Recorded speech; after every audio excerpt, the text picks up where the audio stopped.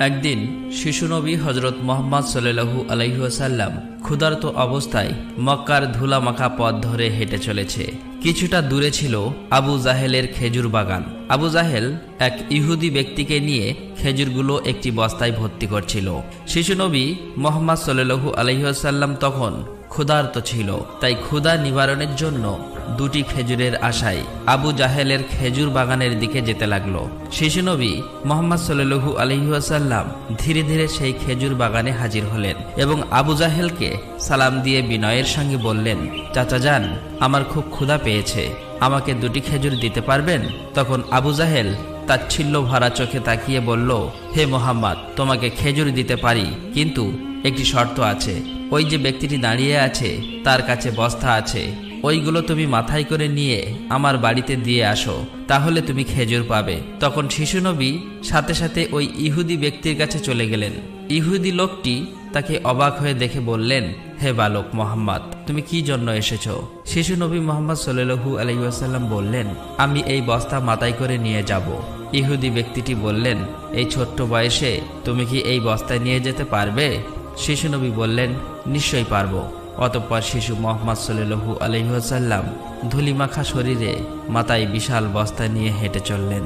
ছোট্ট ছোট্ট পা, ক্লান্ত দেহ, কিন্তু চেহারায় এক অপার্থিব শান্তি। এবং তার পিছু চলেছে আবু জাহেল এবং সেই ইহুদি ব্যক্তি। কিছুক্ষণ পর সেই বস্তা আবু জাহেলের বাড়ির সামনে এসে রাখলেন।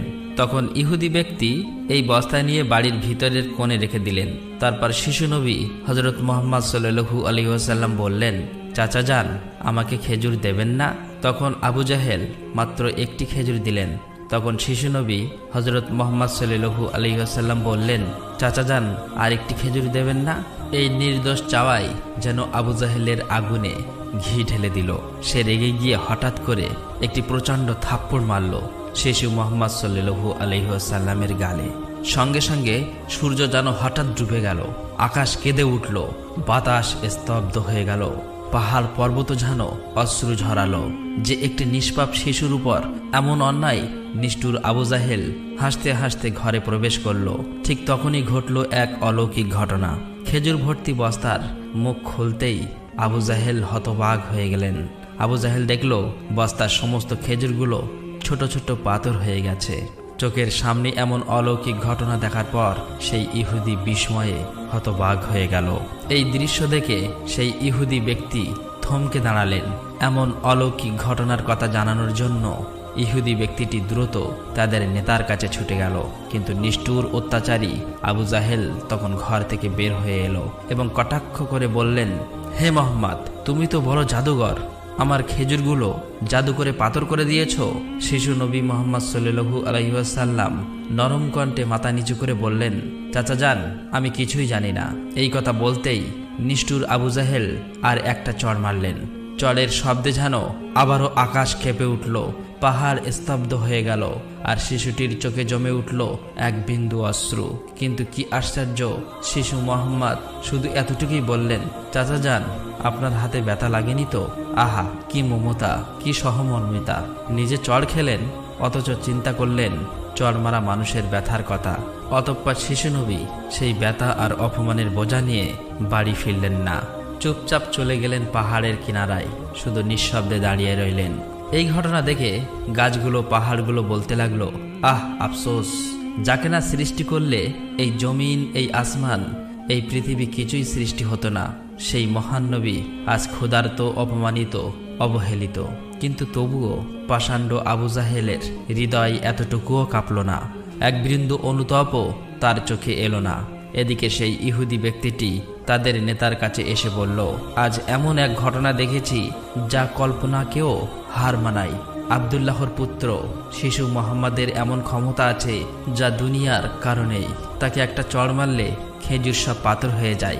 আচ্ছা, আপনি কি বলতে পারবেন এটা কি জাদু না অলৌকিক ক্ষমতা?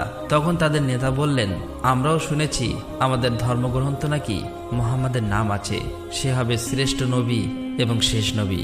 তবে তিনি কি এই মোহাম্মদ, এটা জানার জন্য আমাদের ধর্মগুরুর সান্নিধ্য প্রয়োজন। যদি এটা সত্য হয় তবে তাকে আমরা বাঁচাতে দেব না, এই পৃথিবী থেকে সরিয়ে দেব। তোমরাও যাও, আমাদের ধর্মগুরুর কানে এটি পৌঁছে দাও তখন সেই ইহুদি ব্যক্তিটি আবারও আবু জাহেলের বাড়ির দিকে রওনা হলেন। যেতে যেতে সেই খেজুর বাগানের কাছে উপস্থিত হয়ে দেখলেন সমস্ত খেজুর গাছের খেজুর নেই, সব একেবারে পাথর হয়ে গেছে। এটা দেখে সেই ইহুদি ব্যক্তিটি হতভম্ব হয়ে গেলেন। তিনি আর এক মুহূর্ত দাঁড়ালেন না, খুব দ্রুত আবু জাহেলের বাড়ির দিকে রওনা হলেন। আবু জাহেলের বাড়িতে এসে বললেন, ভাই, আপনার খেজুর বাগানের সমস্ত খেজুরগুলো তো পাথরে পরিণত হয়ে গেছে। এখন এটাকে যদি ফিরিয়ে আনতে না পারেন তাহলে অনেক টাকা ক্ষতি হয়ে যাবে। এটাকে ফেরানোর একমাত্র পথ হলো শিশু মুহাম্মাদের কাছে ক্ষমা চাওয়া। কিন্তু আবু জাহেল ক্ষমা চাওয়ার পাত্র ছিল না। সে ছিল নিষ্ঠুর এবং অতি চালাক। তাই সে চালাকি করেই বলল, ঠিক আছে, চলো আমরা মুহাম্মাদের বাড়িতে গিয়ে দেখি। এই বলে তারা শিশু মুহাম্মদ সাল্লাল্লাহু আলাইহি ওয়াসাল্লামের বাড়ির দিকে রওনা হলেন। শিশু মুহাম্মদ সাল্লাল্লাহু আলাইহি ওয়াসাল্লাম থাকতেন চাচা আবু তালেবের সঙ্গে। চাচা আবু তালেব তখন ঘরে একা। কিছুক্ষণের মধ্যেই আবু জাহেল এসে হাজির হয়ে বললেন, হে আবু তালেব, শিশু মুহাম্মদ কোথা থেকে এমন জাদু শিখেছে? সে তো বড় জাদুঘর। সে আমার খেজুরগুলো সব পাথর করে দিয়েছে। কোথায় গিয়েছে তুমি কি খবর রাখো? তাকে তো খুঁজে পাওয়া যাচ্ছে না। দেখো কোন পাহাড়ের কিনারায় জঙ্গলের বাঘ ভাল্লুকে খেয়ে নিয়েছে কিনা। এই কথা শোনা মাত্রই চাচা আবু তালেব আর দেরি করলেন না, শিশু নবীকে খুঁজতে বার হলেন।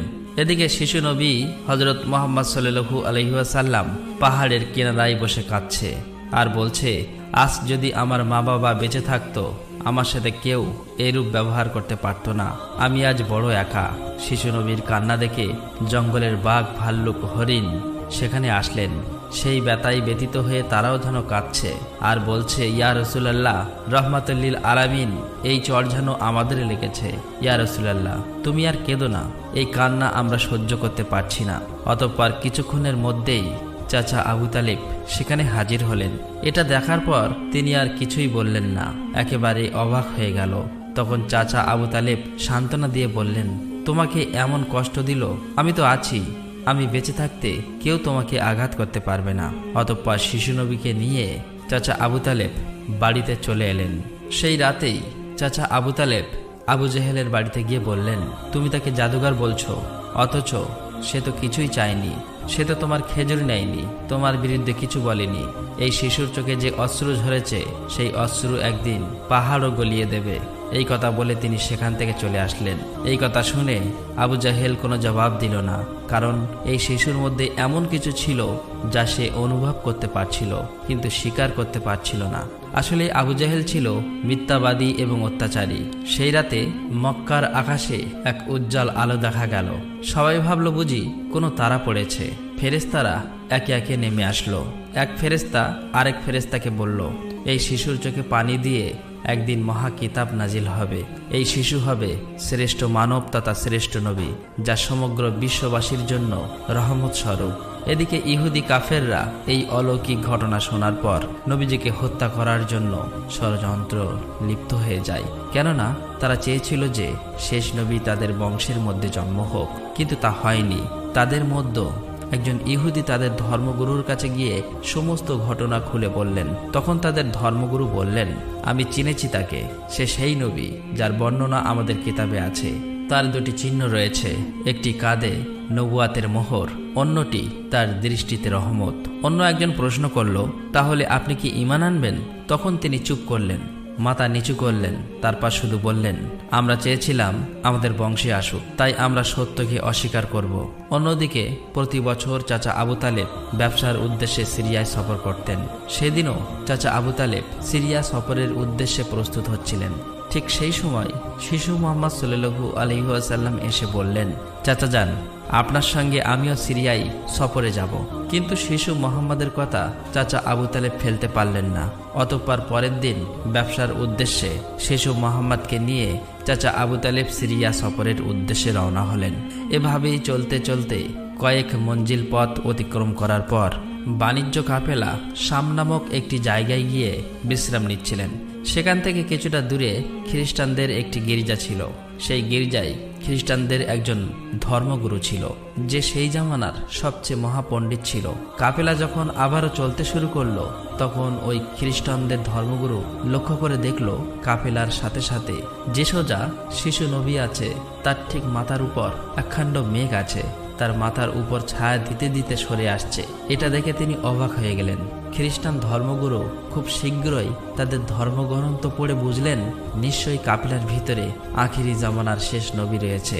তখন তিনি খুব দ্রুত তাদের একজন লোককে ডাকলেন এবং বললেন, তোমরা যাও, ওই কাফেলার সকলকে ডেকে আনো, তাদেরকে আমরা দাওয়াত খাওয়াবো। এই কথা শুনে তারা সেখানে চলে গেল এবং তাদেরকে বলল, প্রিয় ভাইরা, আমাদের ধর্মগুরু আপনাদের সকলেরই দাওয়াত করেছেন, এই দাওয়াত আপনারা কবুল করুন।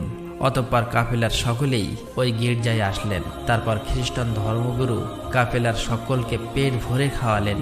অতঃপর কিছুক্ষণ পর খ্রিস্টান ধর্মগুরু আবু তালেবকে বললেন, হে কাফেলার সর্দার, নিশ্চয়ই এই শিশুর পিতামাতা ইন্তেকাল করেছে। আবু তালেব বললেন, হ্যাঁ, আপনার অনুমান সত্য, তারা ইন্তেকাল করেছে। এখন আমি তাকে লালন পালন করি। তখন খ্রিস্টান ধর্মগুরু বলল, এ কাফেলার সর্দার, শুনে রাখো, আপনার ভাতিজা নিশ্চয়ই আল্লাহর শেষ নবী হবেন। তার পৃষ্ঠদেশে মোহরের নবুয়াত খচিত আছে। তার প্রতি তুমি খুবই সতর্ক দৃষ্টি রাখবে এবং তাকে কোথাও একা যেতে দেবেন না। কেননা ইহুদি নাসারাগণ এটা জানতে পারলে, চিনে ফেললে, তারা শিশু মোহাম্মদকে প্রাণনাশের চেষ্টা করবে, এতে কোনো সন্দেহ নেই। তখন চাচা আবু তালেব বললেন, আপনি এই খবর জানেন কিভাবে? খ্রিস্টান ধর্মগুরু বললেন, আমি তৌরাত কিতাবে এই ঘটনার বর্ণনা পেয়েছি। তুমি যাও, তোমার ভাতিজাকে এখানে ডেকে আনো। তখন চাচা আবু তালেব শিশু মোহাম্মদকে সেখানে আনার জন্য চলে গেলেন। কিছুক্ষণ পর খ্রিস্টান ধর্মগুরু দেখলেন আবার একটি কাফেলা রওনা হচ্ছে। তখন খ্রিস্টান ধর্মগুরু সেখানে গেলেন এবং তাদেরকে জিজ্ঞাসা করলেন, আপনারা কারা আর কোথায়, কি জন্যই বা যাচ্ছ? তখন তারা উত্তর দিল, আমরা রোম দেশের সৈন্য। আমাদের বাদশাহ আমাদেরকে পাঠিয়েছে যে দুনিয়াতে নাকি আখিরি নবীর আবির্ভাব হয়েছে অনেকদিন আগেই। আমরা তার সন্ধান করছি, তাকে খুঁজে ফেলে হত্যা করে দেব। আপনি কি তার কোনো সন্ধান দিতে পারবেন? তখন খ্রিস্টান ধর্মগুরু বলল, তোমরা বৃথায় তাকে খুঁজে বেড়াচ্ছ। আল্লাহ তাআলা যদি সত্যিই তার শেষ নবীকে দুনিয়ায় পাঠিয়ে থাকেন, তবে তো তিনি নিজেই তাকে হেফাজত করবেন। কারো এমন সাধ্য নেই যে তাকে হত্যা করতে পারবে। অতএব তোমরা আবারও রোম দেশে ফিরে যাও। এই কথা শুনে ওই সৈন্যগুলো ফিরে গেল। এভাবেই সেই দিন অতিবাহিত হয়ে গেল। রাতের বেলা খ্রিস্টান ধর্মগুরু চাচা আবু তালেবকে তাদের গির্জায় ডেকে বলল, হে কাফেলার সর্দার, দেখেছ তো, আমার কথাই সত্য। ইহুদি নাসারাগণ আখিরি নবীর সাথে চরম শত্রুতা পোষণ করে। তারা যদি শেষ নবীকে হাতের কাছে পেয়ে যায় তাহলে হত্যা করার চেষ্টা করবে। অতএব ভাতিজাকে নিয়ে বিদেশে যাওয়া উচিত হবে না, ফিরে যাও। অতঃপর পরের দিন চাচা আবু তালেব আর বিদেশ সফর করলেন না, আবারও দেশের পথে ফিরে আসতে লাগলেন। কিছুক্ষণ যাবার পর পথের মধ্যে একটি ঘোড়া দেখতে পেলেন, কিন্তু সেখানে কোনো মানুষ ছিল না। এটা দেখে তারা সেখানে দাঁড়িয়ে পড়লেন। তারপর দেখলেন একজন মানুষ মৃত অবস্থায় পড়ে আছে। আসলেই এটি ছিল একজন ইহুদি যে শিশু নবীকে হত্যা করতে এসেছিল। কিন্তু আজ সেই শিশু নবী নিজে তাকে বাঁচিয়ে তুলছে, নিজের হাতে পানি খাওয়াচ্ছেন। এভাবেই তাকে বাঁচিয়ে নিজেদের সাথে নিয়ে আবারও পথ চলতে শুরু করলেন। এভাবেই চলতে চলতে তাদের কাফেলা একটি সাগরের কিনারায় এসে উপস্থিত হলেন। সেখানে ছিল একটি জেলে সম্প্রদায়ের বসবাস। তাদের কাফেলা সেখানেই বিশ্রাম নিচ্ছিলেন। কিন্তু ওখানকার জেলে সম্প্রদায় ছিল মূর্তি পূজারী। তারা ছিল কুসংস্কারে আবদ্ধ। চাচা আবু তালেব হঠাৎ করে একটি জায়গায় গিয়ে দেখল একদল জেলে সম্প্রদায় মূর্তি পূজা করছে। তখন তাদের মধ্যে একজনকে জিজ্ঞাসা করলো, প্রিয় ভাইরা, আপনারা এমন করে মূর্তি পূজা করছেন কেন? তখন সেই ব্যক্তি বলল, আমাদের জালে বহুদিন থেকে মাছ ধরা পড়ে না, তাই সমুদ্রের দেবতাকে খুশি করার জন্য এই পূজার আয়োজন করেছি। এদিকে শিশু মুহাম্মদ সাল্লাল্লাহু আলাইহি ওয়াসাল্লাম লক্ষ্য করে দেখলেন একটি বড় মূর্তির সাথে একজন মা ও তার বাচ্চাকে শিকল দিয়ে বেঁধে রাখা হয়েছে, তাদেরকে বলি দেবে বলে। কেননা এই জেলে সম্প্রদায়ের বিশ্বাস ছিল এভাবে বলি দিলে তাদের দেবতা খুশি হবে, তাদের জালে আবারও মাছ ধরা পড়বে। তখন শিশু মুহাম্মদ সাল্লাল্লাহু আলাইহি ওয়াসাল্লাম সেখানে গেলেন এবং তাদেরকে শিকল খুলে মুক্তি করে দিলেন। সেই মুহূর্তে একজন জেলে সেখানে গেলেন এবং বললেন, আমরা যাদেরকে বলি দেব বলে বেঁধে রেখেছিলাম তাদেরকে একজন বাচ্চা খুলে দিয়েছে। এটা শুনে তারা সবাই অতি দ্রুত নবীজিকে ধরতে সেখানে যেতে লাগলো। তখন চাচা আবু তালেব তাদেরকে থামাতে গেল, আর সেই সাথে সাথেই তারা সবাই দেখতে পায় সমুদ্রের কাছে সেই বড় মূর্তিটি আপনা আপনি ভেঙে পড়েছে। সমুদ্রের ঢেউ উঠেছে, আর সেই ঢেউয়ের সাথে সাথে অনেকগুলো মাছ উপরে উঠে এসেছে। এটা দেখে সমস্ত জেলে সম্প্রদায়ের মানুষ অনেকগুলো মাছ ধরল এবং তারা নিজেরা অনেক খুশি হয়ে গেল। এটা দেখে আবু তালেব অবাক হয়ে যায়। আসলে এই নবীজি তখন সমুদ্রের ধারে দাঁড়িয়ে আল্লাহর কাছে দোয়া করছিলেন। নবীজির দোয়ার বরকতে আল্লাহ তাআলা তাদেরকে মাছ দিয়েছিলেন। অতঃপর তাদের কাফেলা মক্কার দিকে রওনা হলো। মক্কায় আসার পর শিশু নবী হযরত মুহাম্মদ সাল্লাল্লাহু আলাইহি ওয়াসাল্লাম চাচা আবু তালেবের ছাগল নিয়ে চড়াতে যেতেন। একদিন ছাগল চড়িয়ে ফেরার পথে শিশু নবী দেখতে পান এক জায়গায় দাসদাসীদের কেনাবেচা চলছে। পুরুষদের গরম রড দিয়ে অত্যাচার করছে এবং মহিলাদের উচ্চ দামে কেনাবেচা চলছে। এটা দেখে শিশু নবী অনেক কষ্ট পায়। এদিকে নবীজির এক চাচা আবু লাহাব দাসীকে কেনাবেচা করত। তিনি একজন দাসকে বেশি দামে বিক্রি করে দিচ্ছিলেন। ঠিক সেই সময় তার স্বামী গিয়ে বললেন, হুজুর, আপনি এমন কাজ করবেন না, আমাদেরকে ক্ষমা করে দিন। এভাবেই কাকুতি মিনতি করতে লাগলো, কিন্তু আবু লাহাব তার কোনো কথাই শুনতে চায় না। ঠিক সেই সময় আমাদের দয়ার নবী সেখানে হাজির হয় এবং চাচা আবু লাহাবকে বলে, আপনি এই মহিলাকে বিক্রি করবেন না। তখন আবু লাহাব বলে, আমি এই মহিলাকে অনেক বেশি দামে কিনেছি, আমার মূল্য পরিশোধ করে দিলে আমি তাকে ছেড়ে দেব। তখন শিশু নবী তার এই মূল্য পরিশোধ করে দিলেন, আর সেদিন সেই মহিলা নবীজির জন্য মুক্তি পেয়েছিলেন। অতঃপর সেই সময় মক্কায় বহুদিন ধরে বৃষ্টি হচ্ছিল না। মক্কায় বড় বড় নেতারা একত্রিত হয়ে বলতে লাগলো, মক্কায় বহুদিন ধরে বৃষ্টি হচ্ছে না, আমাদের বাচ্চারা মারা যাচ্ছে, পশু পাখি মারা যাচ্ছে। তাই আমরা সবাই মিলে কসম করছি যে আমরা সবাই কাবার কাছে আসব এবং সেখানে গিয়ে বৃষ্টি চাইব। যতক্ষণ না বৃষ্টি আসে ততক্ষণ আমরা সেখান থেকে আসব না। এই কথা বলার পর সবাই একে একে কাবার দিকে যেতে লাগলো। সেখানে চাচা আবু তালেবও যাবে। ঠিক এমন সময় শিশু মুহাম্মদ সাল্লাল্লাহু আলাইহি ওয়াসাল্লাম চাচা আবু তালেবকে জিজ্ঞাসা করলেন, চাচা যান, আপনি কোথায় যাচ্ছেন? চাচা আবু তালেব বললেন, হে মুহাম্মদ, আমাদের মক্কা শুকিয়ে গিয়েছে, বহুদিন বৃষ্টি হয় না, একে একে সবাই মারা পড়ছে, তাই বৃষ্টির জন্য কাবা ঘরের কাছে যাচ্ছি। তখন শিশু নবী বললেন, চাচা যান, আপনি আমাকে সাথে নিয়ে চলেন। তখন চাচা আবু তালেব বললেন, হে মুহাম্মদ, তুমি এখন ছোট্ট, সেখানে মক্কার বড় বড় নেতারা থাকবে, আমি যদি তোমাকে নিয়ে যাই তাহলে সকলেই আমাকে অপমান করবে। তখন শিশু নবী বললেন, চাচা যান, আপনি আমাকে সাথে নিয়ে চলেন, তারা যদি আমাকে সেখানে থাকতে না দেয় তাহলে আমি চলে আসব। শিশু নবীর মুখে এমন কথা শোনার পর চাচা আবু তালেব তার কথা ফেলতে পারলেন না। আসলে তিনি তাকে খুবই ভালোবাসতেন, তাই তিনি তাকে নিয়ে কাবার দিকে রওনা হলেন। কিছুক্ষণ পর তারা কাবার কাছে গিয়ে হাজির হলেন। দেখলেন কাবাঘরের কাছে মক্কার বড় বড় নেতারা হাজির হয়েছে।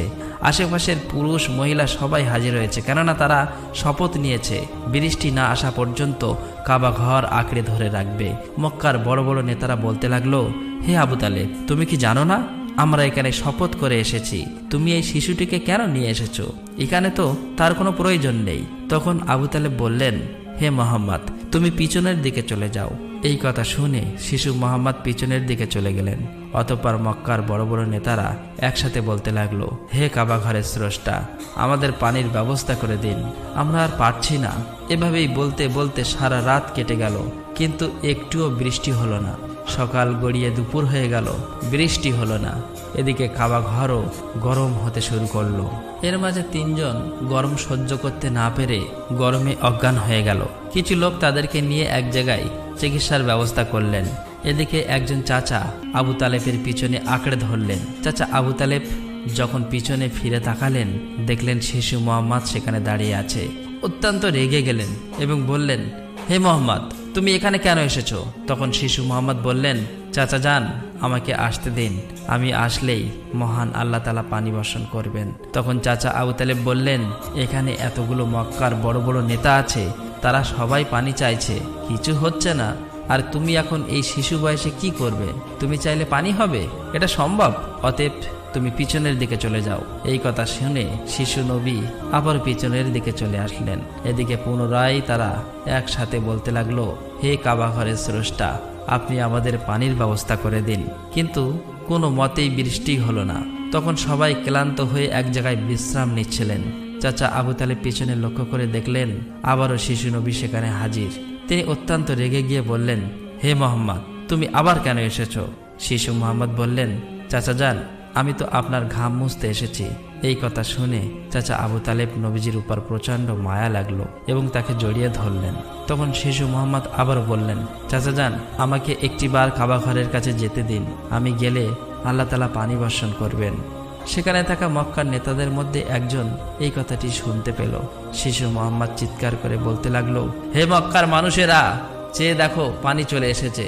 সেখানে থাকা সমস্ত লোকেরা অবাক হয়ে বলতে লাগলো, কোথায় পানি এসেছে?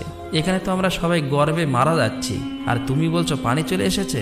তাদের মধ্য থেকে একজন বলল, হে মোহাম্মদ, তুমি এগিয়ে যাও। কিন্তু অন্য নেতারা বলল, আমাদের মতো বড় বড় নেতা থাকতে যদি এই শিশু মোহাম্মদ সামনে চলে যায় তাহলে আমাদের মান সম্মান সব চলে যাবে। অতঃপর অনেক আলোচনার পর শিশু মোহাম্মদকে কাবা ঘরের সামনে যাবার অনুমতি দেওয়া হলো। শিশু মোহাম্মদ সাল্লাল্লাহু আলাইহি ওয়াসাল্লাম যখন কাবা ঘরের কাছে গিয়ে আকাশের দিকে মুখ তুললেন এবং আল্লাহর কাছে দোয়া চাইলেন, সঙ্গে সঙ্গে মক্কার বুকে মুষলধারে বৃষ্টিপাত শুরু হলো। দেখতে দেখতে মক্কার চারিদিকে বৃষ্টিতে পরিপূর্ণ হয়ে যায়। এটা দেখে মক্কার মানুষেরা খুবই খুশি হয়ে যায় এবং বৃষ্টিতে ভিজতে ভিজতে যে যার মতো তাদের বাড়ি চলে যায়। প্রিয় দর্শক, একবার ভেবে দেখুন, এই কাহিনীটি শুধু ইতিহাস নয়, এটা ভালোবাসা, কষ্টের আর তাকওয়ার এক জীবন্ত নিদর্শ। আমাদের দয়ার নবী, রহমতের নবী কতই না কষ্ট পেয়েছেন। তিনি এত কষ্ট সয়েও কাউকে অভিশাপ দেননি, শুধু দোয়া করছিলেন, হে আমার রব, আমার উম্মতকে মাফ করে দাও। তারা জানে না আমি কে। এই সেই নবী যার ভালোবাসা ছাড়া জান্নাতের দরজা খুলবে না কারো জন্য। আর আজ আমরা এই যুগের মুসলিম কতটুকু কাঁদি তার জন্য, কতটুকু ভালোবাসি তাকে, কতটুকু তার শূন্য আঁকড়ে ধরেছি। একবার ভেবে দেখুন, যে নবীর কষ্টে পাহাড় কাঁদে, গাছ কাঁদে, পশু পাখি কাঁদে, আর আমরা, আমাদের চোখে জল আসে না, আমাদের হৃদয় কেন নড়ে না? প্রিয় দর্শক, আসুন আমরা সকলেই দোয়া করি, মহান আল্লাহ তাআলা যেন আমাদের সকলকে সেই দয়ার নবীর ওসিলায় মাফ করে দেন। আল্লাহ তাআলা আমাদের সকলের দোয়া কবুল করুক, আমিন। আসসালামু আলাইকুম।